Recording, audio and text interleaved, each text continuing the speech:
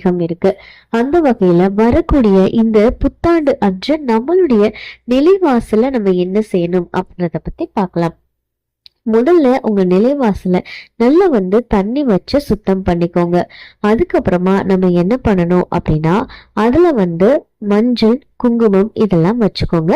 வாசனை மலர 2 பக்கத்துல இருக்கக்கூடிய நிலைவாசலையும் வச்சிருங்க. அடுத்ததா ஒரு மண் அகல் விளக்கு எடுத்து அதையும் நல்லா சுத்தம் பண்ணிட்டு மஞ்சள், குங்குமம் போட்டு வச்சுட்டு அதுல பாத்தீங்க அப்படின்னா நெய் விட்டு திரி போட்டு, பஞ்சு திரி போட்டு அன்னைக்கு நாள்ல நீங்க 2 பக்கமும் நிலைவாசல்ல அகல் விளக்கை ஏற்றணும். அகல் விளக்கை ஏற்றிட்டு உங்க வீட்டுக்குள்ள தீபம் ஏற்றினதுக்கு அப்புறமா உங்க குலதெய்வத்தையும் மகாலட்சுமியும் மனசார நினைத்து இந்த ஒரு விஷயத்தை பண்ணணும். இதுக்கு பாத்தீங்கன்னா ஒரு மஞ்சள் நிறத்துல இருக்கக்கூடிய துணியா பார்த்து எடுத்துக்கோங்க.